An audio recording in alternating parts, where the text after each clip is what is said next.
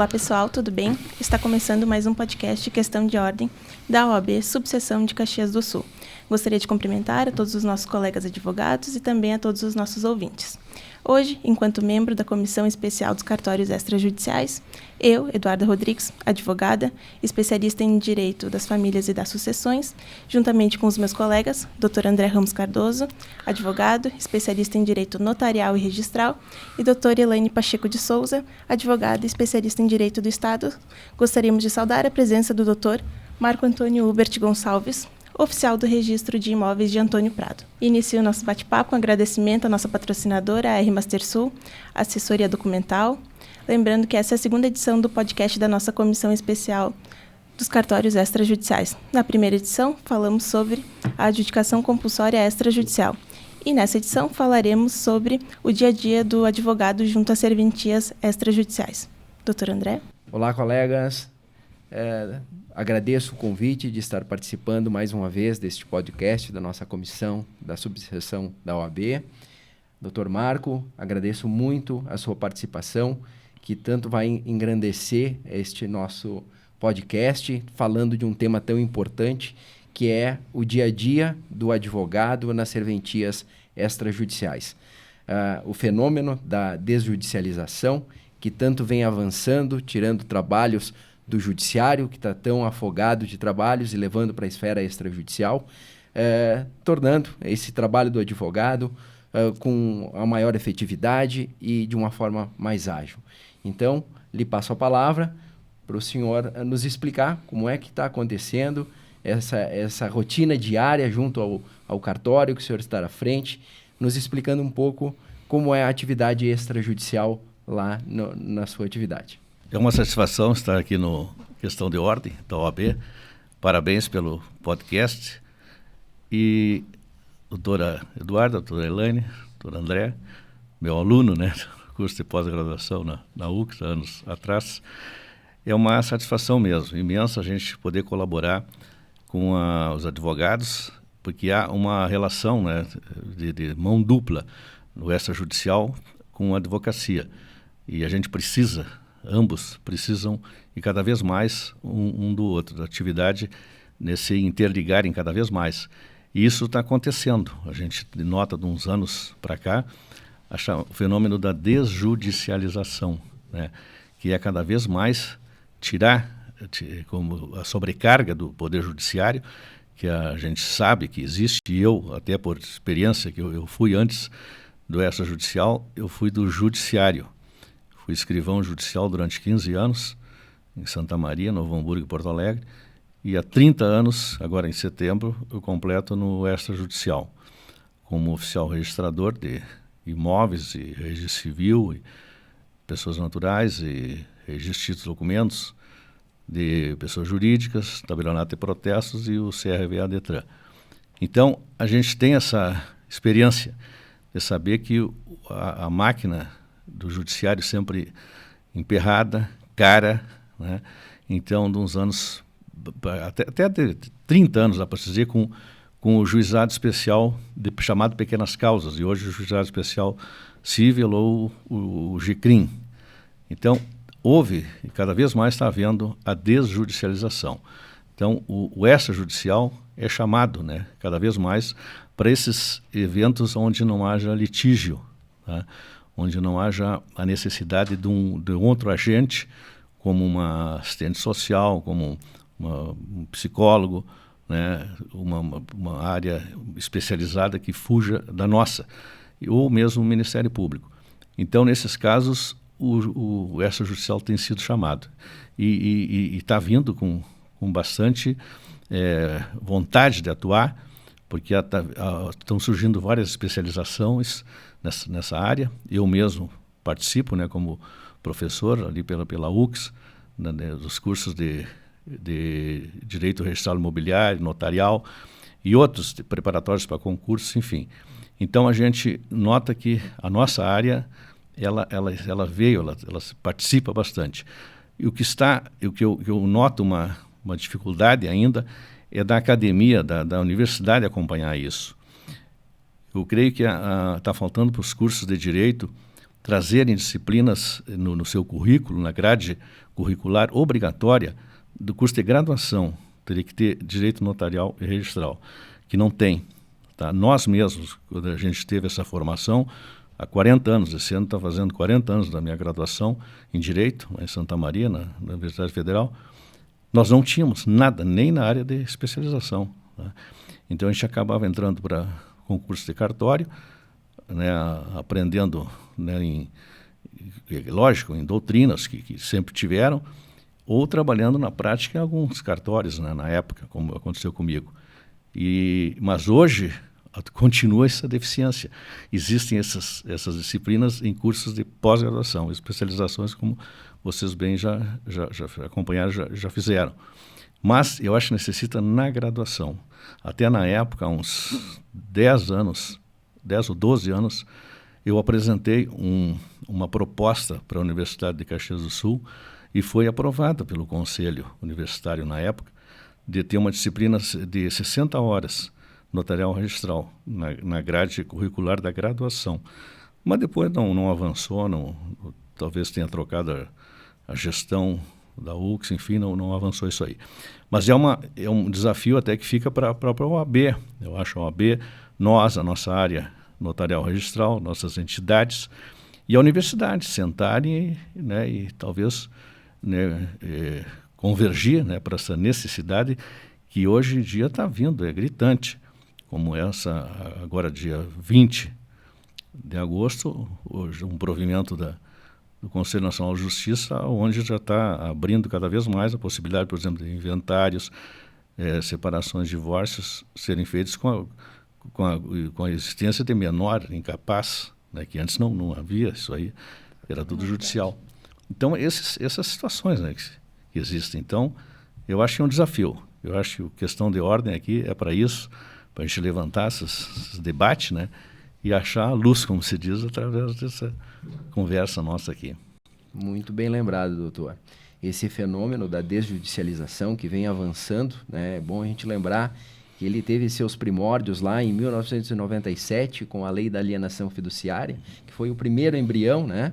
Depois veio a retificação de registro, que já trouxe muito trabalho para o extrajudicial, com as retificações administrativas e assim por diante. E depois, né, se consolidou com a Lei 11.441 de 2007, que é a Lei dos Inventários e Divórcios, que agora, como o senhor comentou, está sendo ampliada aí com essa nova resolução, que é esse novo provimento que abre a possibilidade desses inventários, divórcios, separações, com a existência, né, com a participação de menores incapazes.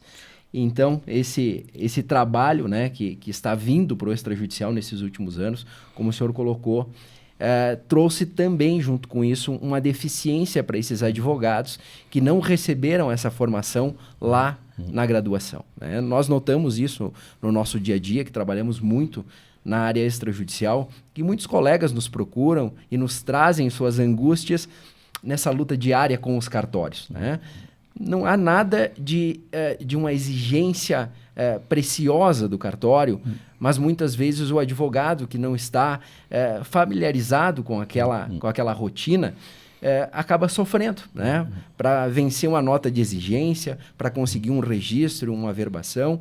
E aquele trabalho que deveria ser ágil, eficaz, ao sair do judiciário, muitas vezes o advogado que não está familiarizado com isso acaba encontrando ali um obstáculo e muitas vezes se torna intransponível, né? Então, gostaria de abordar hoje com o senhor, né, que está à frente de um cartório tão importante aqui numa cidade vizinha, em Antônio Prado, como é que se dá, né, essa dificuldade no tratamento de alguns advogados que vem, né, numa nota de exigência, muitas vezes, uma dificuldade muito grande em seguir com aquele protocolo. Como é que se dá a solução nesses casos mais difíceis que o senhor tem encontrado? Exatamente. Então, o doutor André, como eu mencionei no início, foi aluno no curso de pós-graduação e eu pude, na época, trazer para os alunos e hoje mostro aqui para os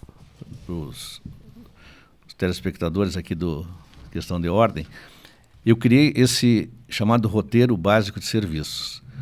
Esse material faz perto de 20 anos que que eu renovo ele de 5 em 5 anos, eu renovo ele.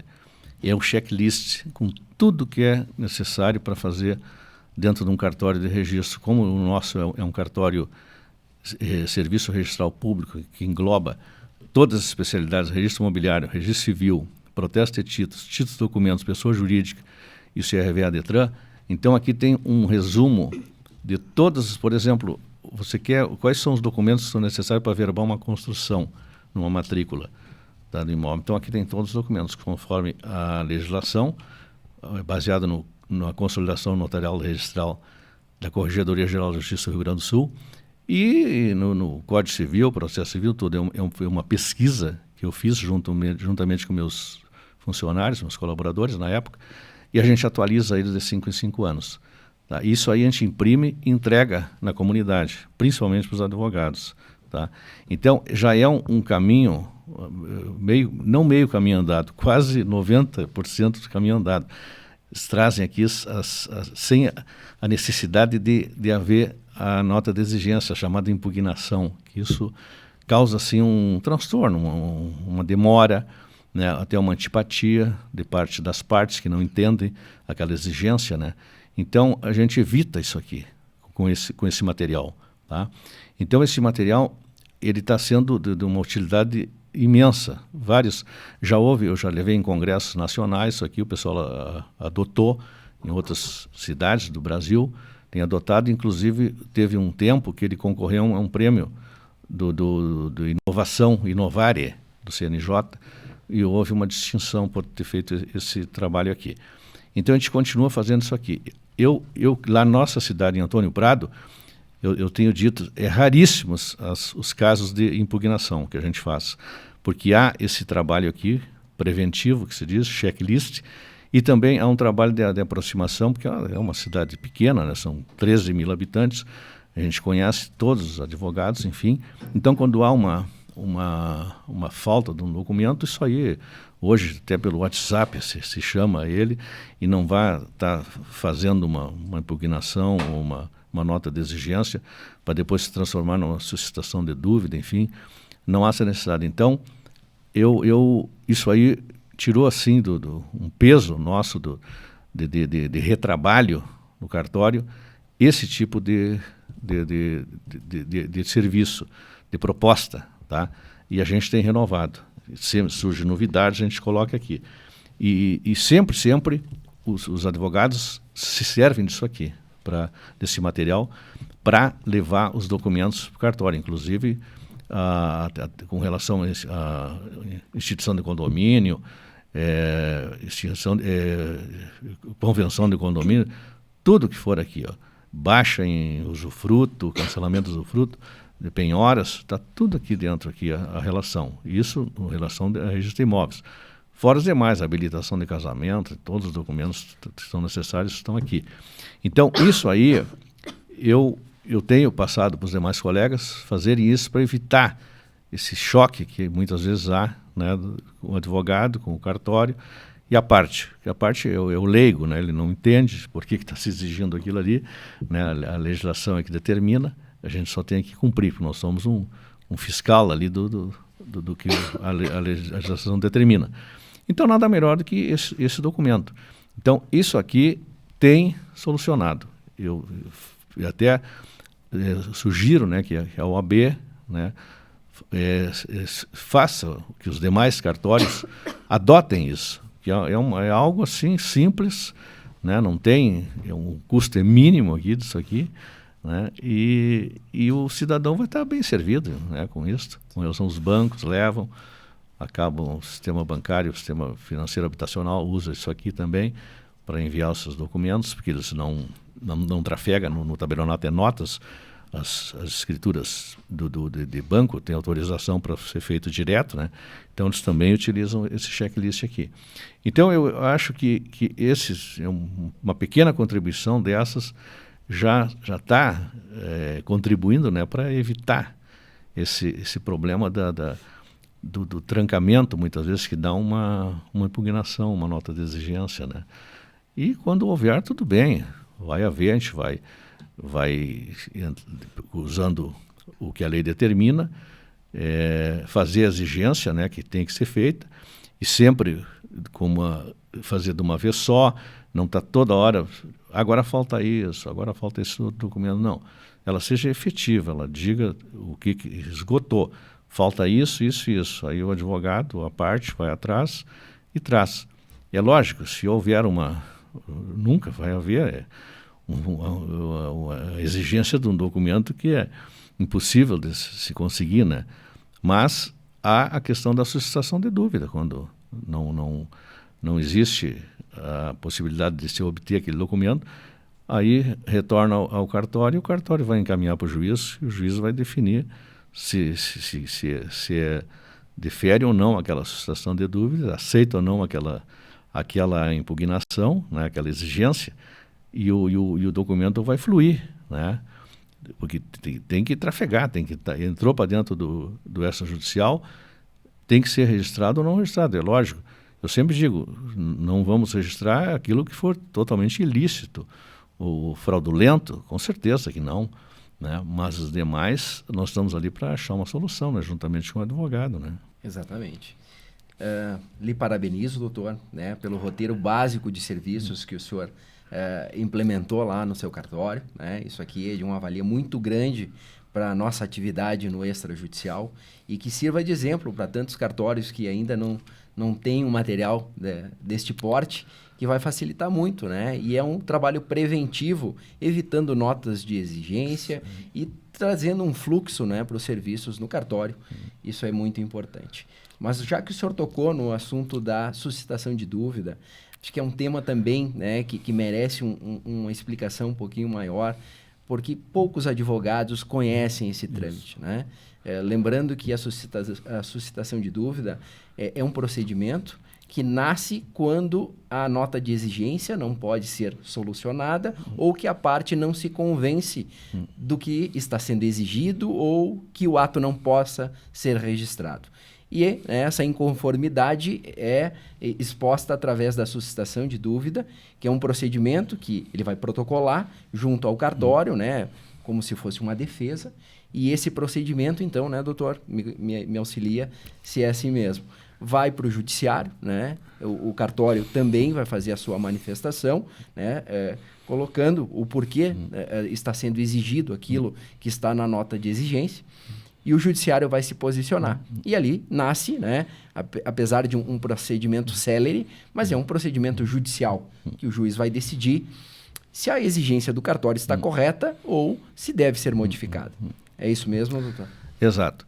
Inclusive, a nota primeiro ponto é a chamada impugnação, que é uma palavra até pode ser muito forte, né? Desculpa lhe atrapalhar, mas alguns cartórios, para suavizar isso, estão chamando de nota de exigência. Nota de exigência. Né? Embora falem em impugnação, mas é nota de exigência. O que é? Ela está exigindo, a parte, através do advogado, trouxe a relação de documentos necessários para registrar aquele ato, e o cartório entende, né, na sua visão, e como ele é o fiscal que tem que trafegar dentro da sua serventia, ele entende que está faltando algum documento, ele não está conforme, né, aquela norma que ele costuma sempre fazer.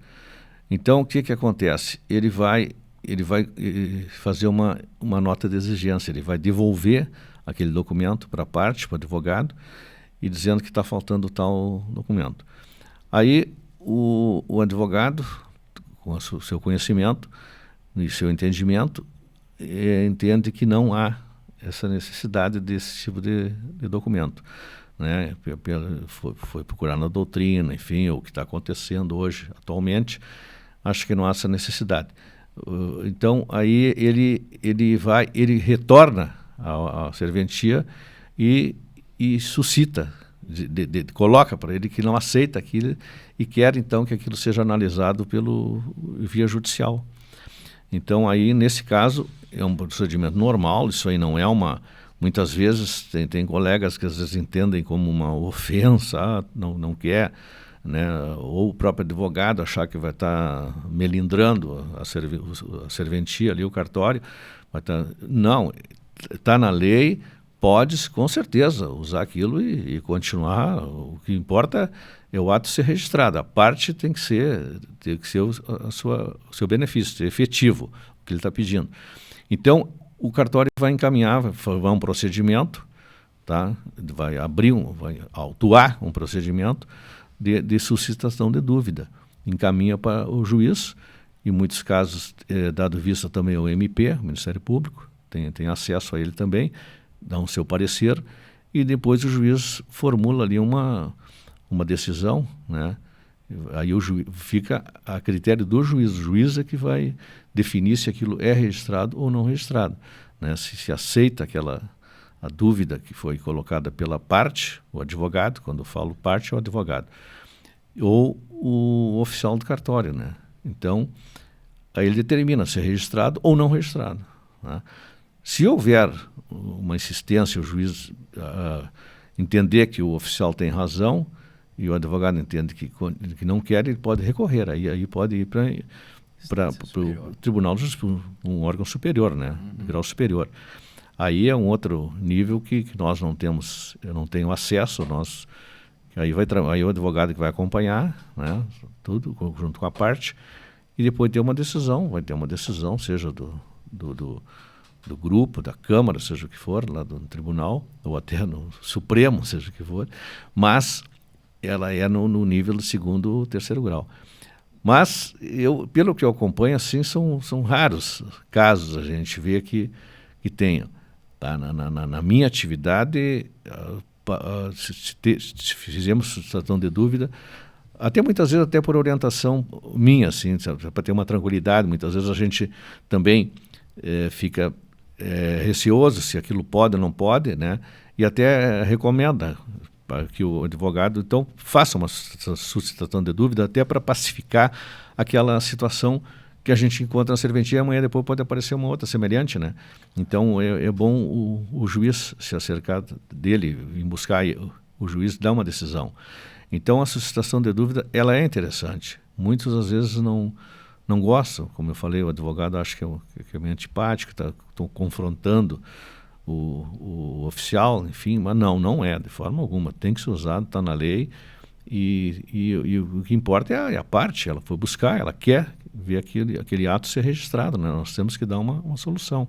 Eu sempre digo na minha serventia para a minha equipe, nós temos uma atividade numa cidade como lá é só o cartório de registro público e o tabelionato e notas, que é outro colega, né, que é outra atividade, que são as escrituras, reconhecimento de firma, autenticações, as divórcio, separação, interdição, tudo pode ser feito no tabelionato e notas, testamento.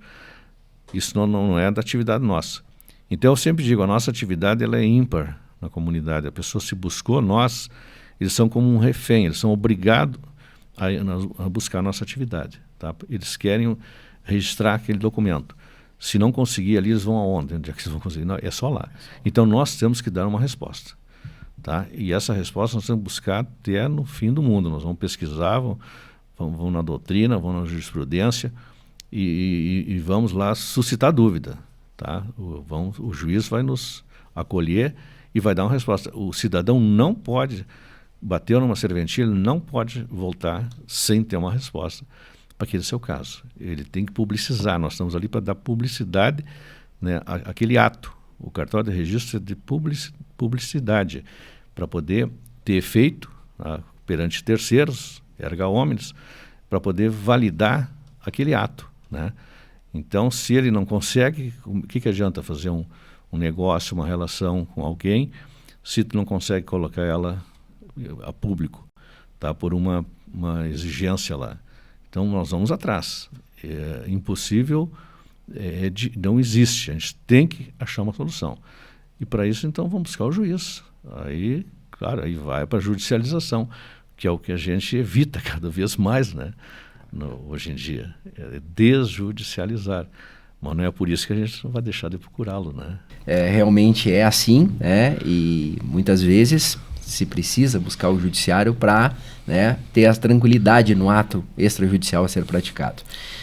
Mas eu gostaria de tocar rapidamente em uns temas que também trouxeram polêmica, né? Um pouco de dificuldade no início, pelo menos nós aqui que militamos mais em Caxias do Sul, o uso capião extrajudicial. Né? O processo de uso capião extrajudicial, né, foi uma grande inovação, né, que saiu do judiciário, e muitas vezes o processo trazia algum litígio velado, muitas vezes, e que surgia lá no registro. Então, eu gostaria de ouvir como é a experiência lá em Antônio Prado em relação ao processo de uso capião extrajudicial. O senhor tem enfrentado dificuldades nesse procedimento? Olha, essa foi uma inovação, assim, fantástica para o usuário. Porque eu tive, como eu falei do outro lado, eu tive no judiciário e acompanhei na época, isso há mais de 30 anos, a demora no uso capião. Tá? Tem uso capião em várias cíveis que eu atuei como escrivão, que demoravam 5 anos, tá? Até 5 anos. A pessoa já tem, porque é uma sentença declarativa, ela declara uma situação que já existe. Tá? Ela já existe aquilo de fato, há anos a pessoa tem aquela posse, tá? Só que ela não tem o título, né? Não tem a matrícula muitas vezes, ou às vezes houve o abandono daquilo há anos, a pessoa está usufruindo daquela área, tirando o sustento da sua família, está claro tudo que ele tem. E o judiciário não dava uma resposta nisso aí pela demora, pelo emperramento da máquina, né?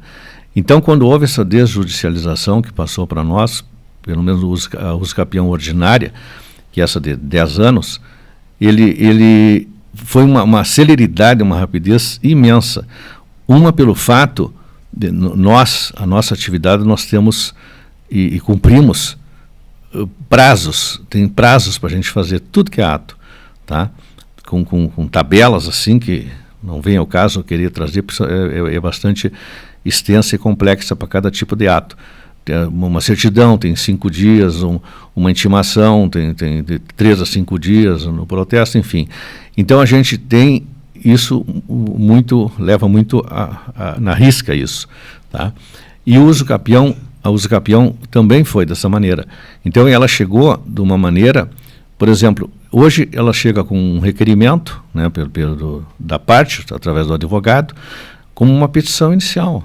Tá? Traz ali relatando toda a situação daquele imóvel, daquela posse que aquele cidadão tem, sobre aquela área, se ele está usando os documentos que tenha à disposição, por exemplo, um carnê da IPTU que ele pagou, porque a prefeitura sempre reconhece essas situações e abre um cadastro lá para ele, esse cidadão, uma conta de luz, enfim, sempre ele vai ter algum documento, tá? E também os vizinhos confrontantes, um mapa, vai trazer um mapa, um memorial, vai ter a RT do engenheiro que fez ali, do arquiteto, do Conselho Regional de Arquitetura ou de engenharia, seja o que for. Vai trazer uma ata notarial. A ata notarial que ela é feita lá no tabelionato notas, tá? Onde ele vai relatar para o tabelião aquela situação, de fato toda, o tabelião com a sua fé pública vai atestar aquele documento, né, que vai dar veracidade a todo aquele tempo que ele esteve usufruindo, teve dentro daquele imóvel para marcar a sua posse. E com isso nós vamos intimar, né, o agente municipal, o agente estadual e o agente federal, os órgãos, né, que são responsáveis, as procuradorias, dentro de 15 dias, se tem interesse ou não naquilo, que às vezes pode haver algum interesse do município, do estado, né, passa ou federal, numa aviação férrea, seja o que for. Então sempre tem que ser ouvido, senão, se não houve manifestação em 15 dias, passou em Albis e é tido como aceita aquilo. Publicado um edital para terceiros incertos, né, interessados, também com 15 dias. Hoje, na mídia eletrônica do Tribunal de Justiça, se coloca numa cidade como a nossa, se quiser publicar num jornal local também é interessante, a gente recomenda publicar esse edital num jornal local. E depois, passado esse prazo de 15 dias, então, não tem que ir para o judiciário nada, simplesmente é colocado, feito o registro, aberto uma matrícula, se ele não tem matrícula, e registrado o uso capião, a uso capião, tá? E aí ele publicizou, abriu a matrícula, publicizou aquele imóvel, né? Nasceu, a sua certidão de nascimento, é aquela matrícula daquele cidadão que já tinha, sei lá quanto tempo, acima de 10 anos, né? Como eu falei, ordinária. Então, eu noto, e isso aí, pela experiência que a gente tem, em torno de tudo isso que eu falei, esses atos aí, em torno de 2 meses, tá? 2 meses, se não houver, vamos dizer, o correio não devolver, porque não encontrou alguém, mas regularmente, em torno de 60 dias, o uso capião está pronto no nosso cartório. Concluído. E houve um acréscimo, bastante, os advogados procuraram muito a uso capião extrajudicial, né? E a gente vê que isso aí desafogou o judiciário muito. E serviu para regularizar a situação do cidadão, né, que estava lá com um imóvel irregular há anos. Hoje ele pode tirar um financiamento, ele pode vender, né, ele pode dar em garantia aquele imóvel, porque ele tem vida, ele tem uma certidão, ele nasceu, está matriculado no registro imobiliário, né? Então, isso aí que deu essa garantia.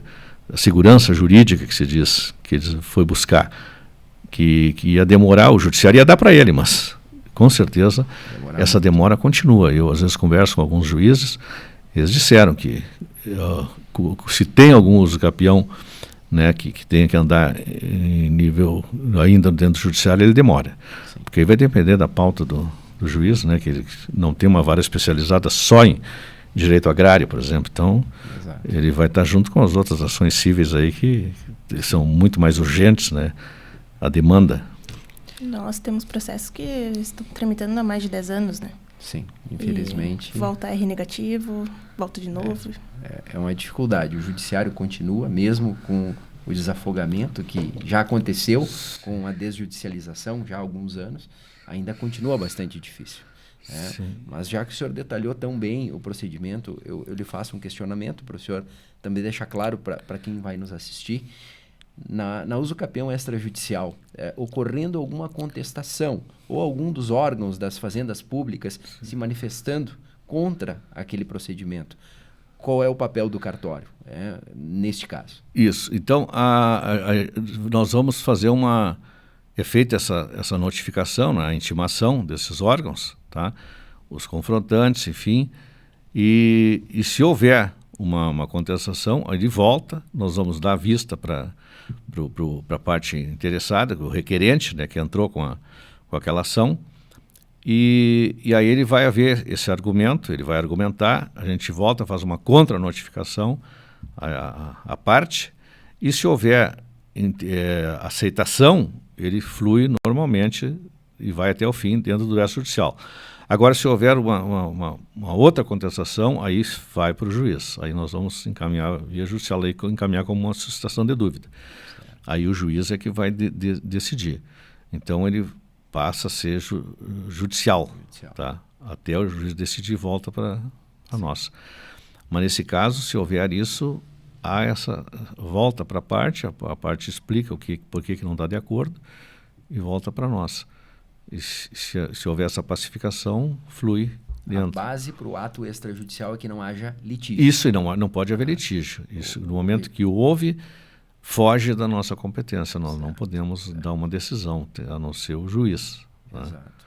É importante o papel do registrador quando se depara com esse início de conflito, né? E a gente já teve diversos casos, principalmente em retificação administrativa de imóveis, sim, em que o confrontante não concorda com a retificação do seu vizinho. Isso. E muitas vezes o registrador provocou uma reunião entre as partes, e naquela reunião se conseguiu um acordo, se conseguiu convergir para que o ato fosse registrado. É um papel de conciliador no momento. Isso até é algo informal que está acontecendo, que já era para ter acontecido formalmente. Já existe uma lei que hoje está com uma DIN de anos, há 5, 6 anos, tem uma ação direta de inconstitucionalidade contra essa situação que foi criada uma lei que nós, registradores de imóveis, agiríamos como mediadores, o cartório ia ter mediação lá dentro do cartório. Até na época, eu me antecipei e uma funcionária minha até fez um curso de mediação, eu até fiz um curso de mediação, tá? Para já enfrentar esse tipo de situação que ia ocorrer na nossa serventia, por uma confrontação, né? Um direito de passagem, uma servidão, né? Uma retificação, né? que viesse prejudicar um confrontante, enfim. Então, tudo isso nós resolver aqui na mesa, tá? Com mediação. E pela lei, essa lei, eu falo em lei, nem é projeto, já foi lei, só que depois ela entrou com uma DIN contra ela. Ela parou, ela está em stand-by, essa lei está sub júdice e não prosperou. Então, ia haver essa possibilidade de formalmente nosso cartório ser um cartório de mediação. Tá? Mas mesmo assim, eu já fiz, informalmente, eu já fiz esse tipo de trabalho e deu certo, junto com o advogado, enfim, a gente senta com as partes e chega a um denominador comum, tá? Porque eu acho que é isso que falta hoje em dia nas relações nossas, esse diálogo, tem que haver isso, não há. O que há hoje muito é quase que uma agressão. Alguém se sentiu agredido, já parte direto para o judiciário, através do seu advogado, já entra com ação. Tá? E o próprio o Código de Processo Civil, ele prevê isso nos seus artigos lá, essa necessidade que tem que haver de tentativa de conciliação. Você tem que chamar outra parte ou outro advogado, os dois sentarem e tentar algum acordo, tá? Para evitar isso aí para o judiciário. Até para próprias relações, principalmente de vizinhança ou de parentesco, não haver esse conflito. Mas não há isso. Talvez pela velocidade, pelo o volume de atividades que surgem, então não há esse tempo de se fazer isso. Seria saudável se fazer isso aí. Sentar aí uma tentativa de conciliação. E as nossas serventias, elas estão prontas para isso. Porque a nossa atividade é de paz. Tanto é que em Santa Catarina, o nome desses cartórios são Escrivania de Paz. É o nome, já está o nome dizendo, né, que é para pacificar o conflito. Então tu senta à mesa aqui, ó, e vai resolver isso numa conversa, numa orientação. Claro, tudo com base na lei, né? Vão cumprir dentro da lei. Cada um vai ter o seu direito, né? Até onde vai o do outro. Como se disse lá em um princípio, né, básico lá do direito civil 1. Né? Então, a gente procurar fazer isso aí, e não está havendo isso. Se parte direto para o judiciário. Então, vamos ver, talvez se chegue esse momento, né? Porque o conflito sempre vai existir, não adianta. Tá? Tanto é que lá desde o direito romano, tá aqui, o direito existe para isso. Claro. E para isso que a gente está se qualificando, estudando, né? Para dar essa resposta, que o cidadão, ele está aí, ele precisa, né? Ele vem bater na nossa porta, a segunda porta judiciária, através do advogado, e tem que se dar essa resposta, né? Eficiente para ter a paz, né? Isso só vem a fortalecer e ratificar o papel social que os cartórios desenvolvem na sociedade. Né? Sim, com certeza. A segurança jurídica, a paz social, né? A convergência. A celeridade, né? A celeridade, bem lembrado, a eficácia do ato, né? Isso. E é cada vez mais importante o papel do cartório extrajudicial na sociedade. Sim. Né? Gostaria também de ouvir como é que está ocorrendo lá em Antônio Prado, já um assunto bem mais novo, que é a adjudicação compulsória extrajudicial. Né? Que tivemos uma lei, né, editada em 2022, que é a Lei 14.382, e trouxe mais essa inovação, né, que ainda está causando polêmica, bastante dúvida, é um procedimento bem novo. Isso. O senhor já se deparou com alguma situação assim lá no seu Exatamente, e já resolvemos. Isso aí também é outra situação que veio, né, dar uma serenidade, uma tranquilidade. Muitas vezes a parte, ela tinha um documento em mãos que era uma promessa de compra e venda, tá? Que é um documento ou um contrato de gaveta, como se diz lá, você ter e não levar ele a público.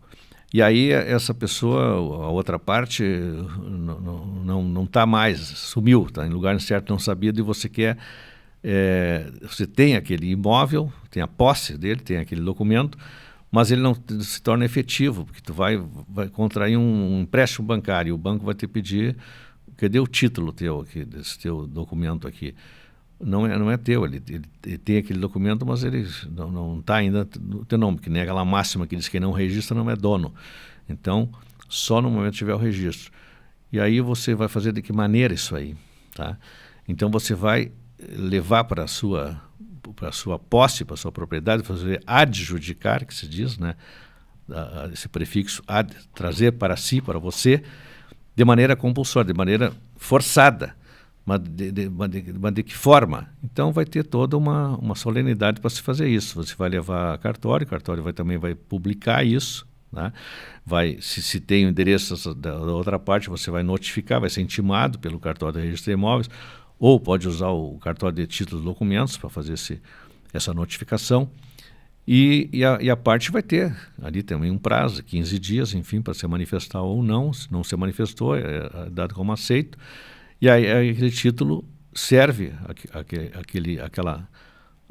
ou se ele foi notificado e aceitou em assinar, né, e lá perfectibilizar aquele ato, né, vai fazer ele de maneira oficial, tu vai dar publicidade, então aquilo vai se transformar num registro do imóvel através de maneira compulsória, obrigatória. Então, nós já tivemos 1 ou 2 casos, né, e a gente vê a celeridade, né, a eficácia e a parte ficar satisfeita de saber que agora tem aquele documento, né, em mãos, é dele, aquele título é dele, não só está na gaveta, como se diz, no mundo dos fatos, ele existe no mundo jurídico, ele pode negociar, pode vender. E quando a pessoa faleceu, mesma forma, ele se torna, ele passa a ser como se fosse uma transferência de uma posse, ele está na sucessão, como fosse um sucessor, ele recebeu aquilo, né, por ter a posse daquilo ali. Então ele pode até ir para dentro do inventário e ele ser aparecer ele como um sucessor. Ele recebeu aquilo porque ele tem aquele documento, ele fez há anos atrás. Eles assinaram aquela vontade entre eles, né, de um vender para o outro, só não perfectibilizaram de maneira oficial no álbum imobiliário ali, e agora está fazendo através da adjudicação compulsória.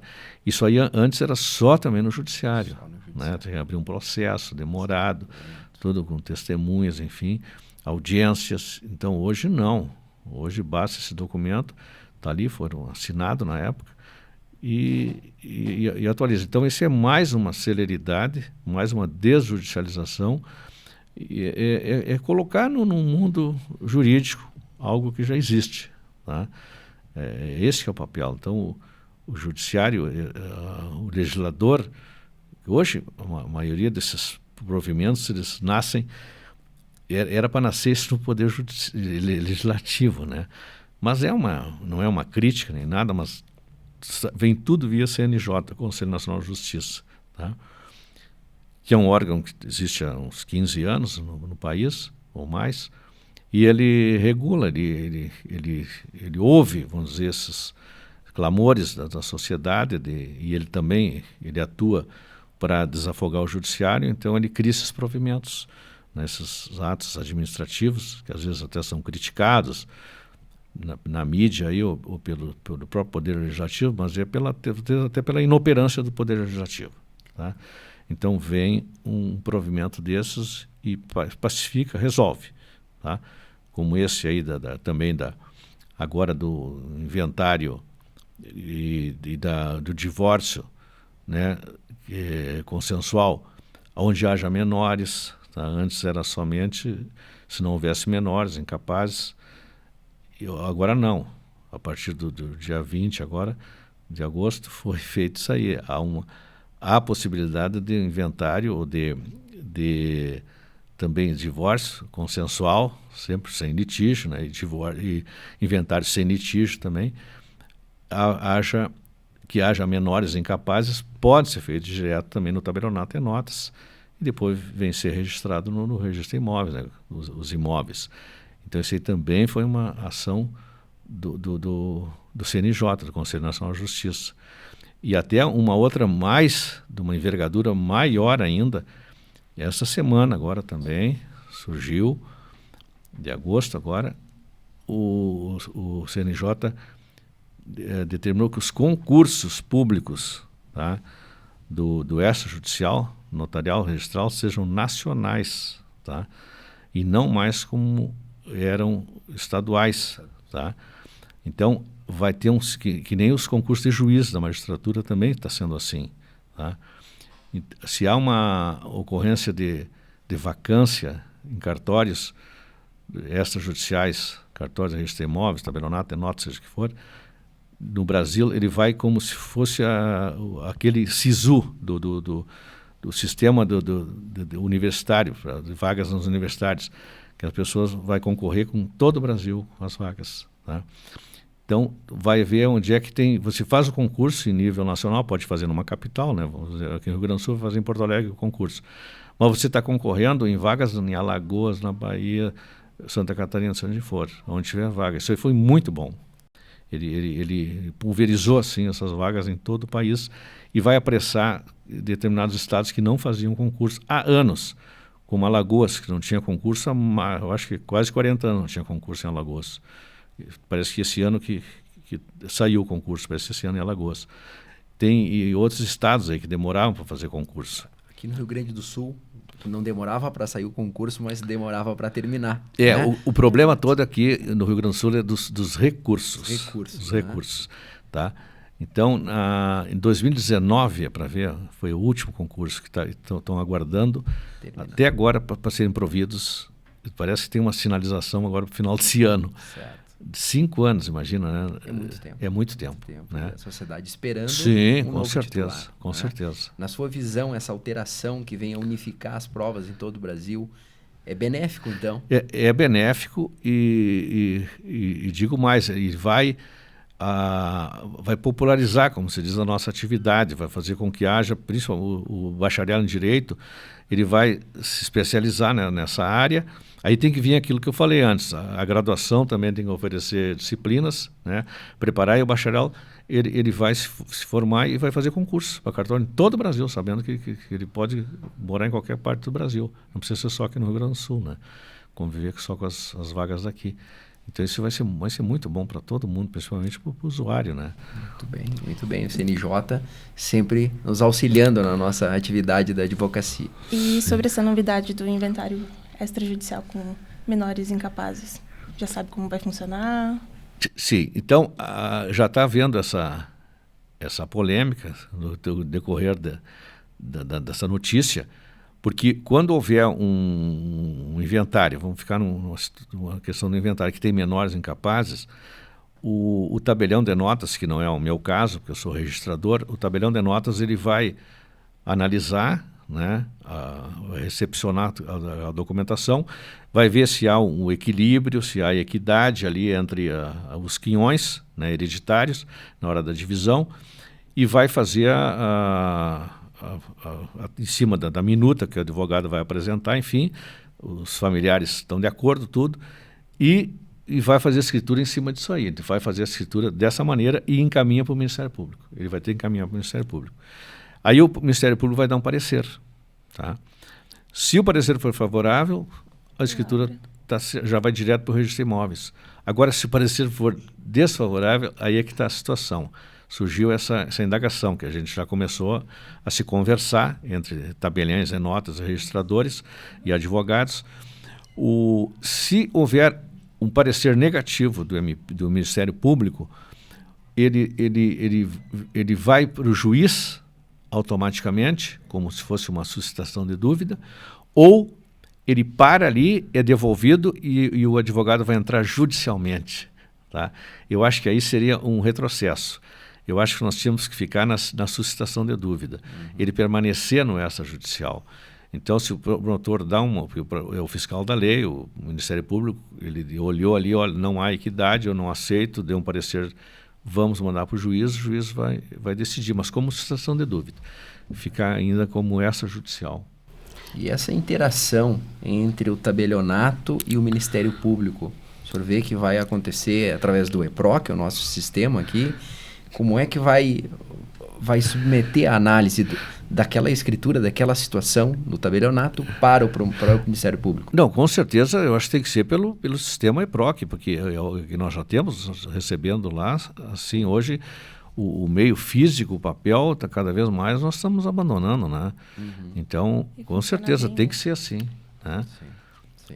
Até uma coisa que me chamou a atenção outro dia, eu tive, por uma situação eu fui encontrar um juiz por amizade aqui em Caxias, procurei para cumprimentá-lo, e notei os corredores do fórum vazios.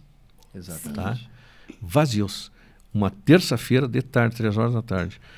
Eu perguntei para os vigilantes ali o que estava vendo, né? Parecia um feriado. Disse assim, aí depois conversei com o juiz, meu amigo, conhecido, e ele me disse, Marco, é a realidade. Hoje, desde a pandemia, é tudo online, digital. Ninguém mais trafega aqui. Isso aí é ruim, porque não há aquela relação que os advogados têm, né, de se encontrarem, estar nos corredores, sim, a troca de experiência, de conversa, como é que os próprios juízes, né, não há. Hoje a audiência é online.